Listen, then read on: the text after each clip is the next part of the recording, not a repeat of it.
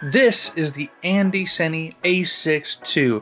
It is a touchscreen, 1600 nits, 4K monitor with pretty much all of the features you could want from a monitor. It doesn't exactly reinvent the wheel or bring a bunch of new gimmicks and features when it comes to 5.5 inch on-camera monitors, but what it does, it really does well.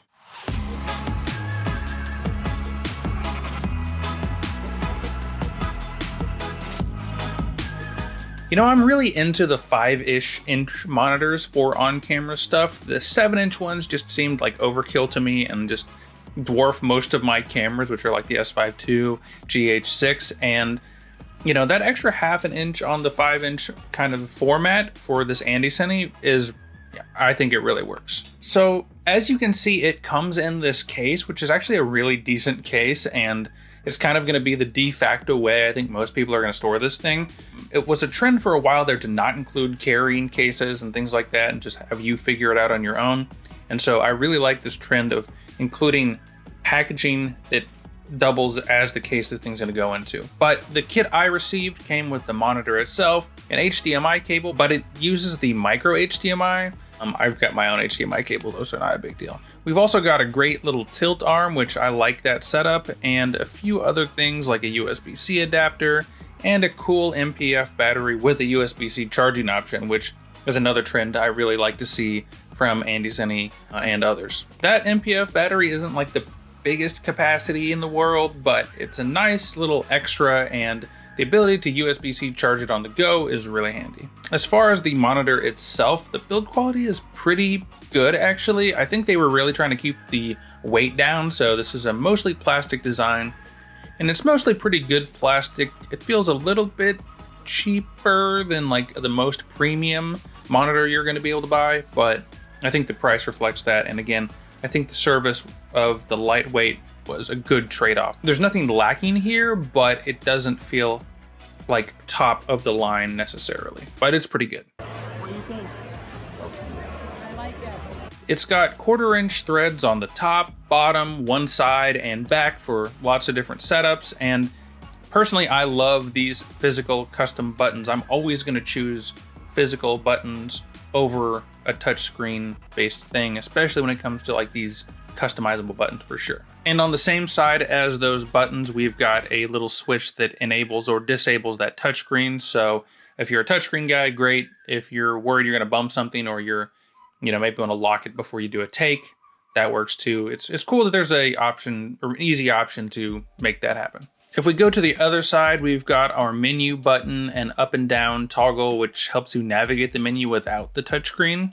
Although I usually am navigating the menu with the touchscreen and using the buttons, the custom buttons for like the more, you know, custom functions, which, you know, I think it makes sense for me, but it's nice that you can do both. And of course, you've got the power button, which sort of doubles as an exit menu button or like a back button kind of. It's cool that these things have multiple functions. Of course, we have our HDMI in and out on the other side, as well as a DC power option. And on bottom, we've got a few ports for headphones, some more power stuff, and a USB port, which is cool. I also love this little optional clip-on part that lets you easily attach or detach this Velcro hood to, you know, shade from the sun.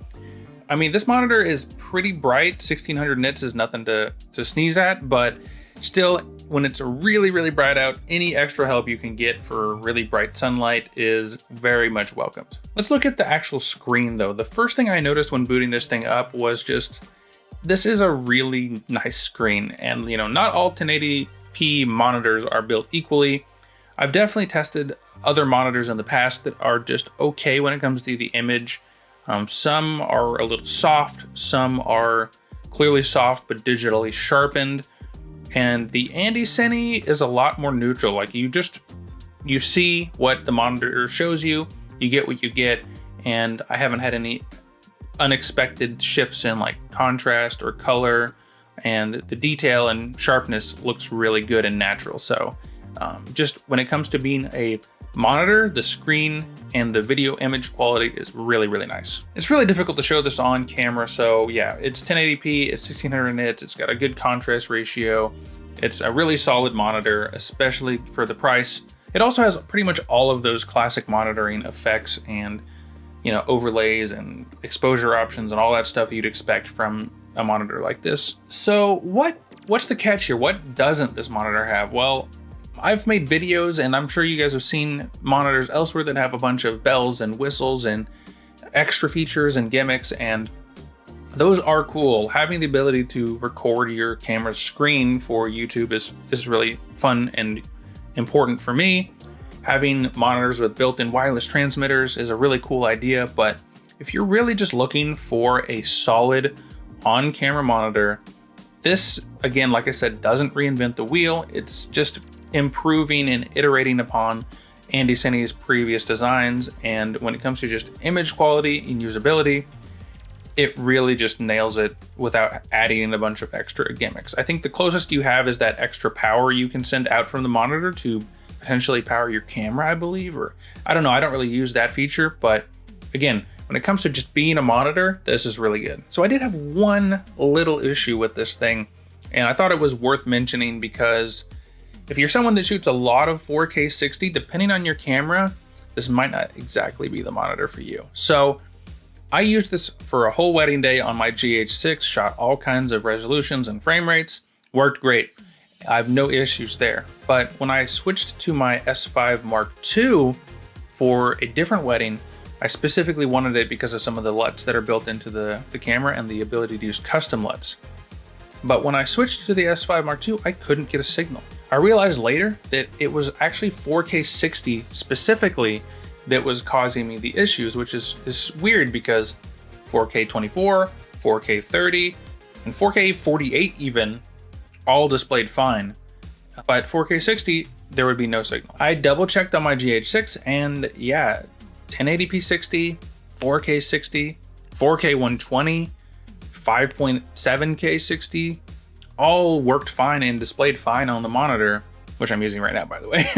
But it all worked perfectly fine on the GH6, just not the S5 Mark II. So I heard back from ANDYCINE, and they actually didn't really design this monitor with 4K 60 in mind specifically, but it did work. So I'm not sure what to think about that. I hope someone has a few more cameras than me can test this thing and see what cameras it does and doesn't work on, especially the 4K 60, or maybe ANDYCINE can offer more information. If they do, I'm gonna add it in right now. But yeah, other than that one issue I had with the S5 Mark II, overall, my experience with this monitor was great. I love the case, I love the accessories, I love some of the modern features like the USB-C charging NPF battery, and just the overall quality and usability was really nice. This is gonna be a really handy monitor to use on my GH6, but for my S5 II, I guess I'm gonna have to figure out something else. But anyway, guys, thanks for watching, thanks for stopping by.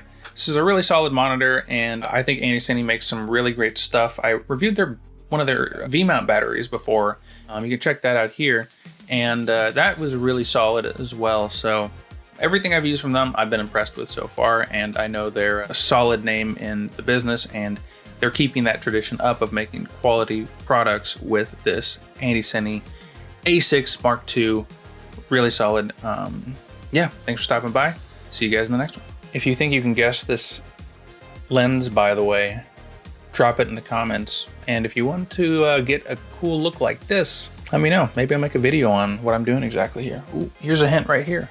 I have to do this. Okay, I should probably go. All right, cut.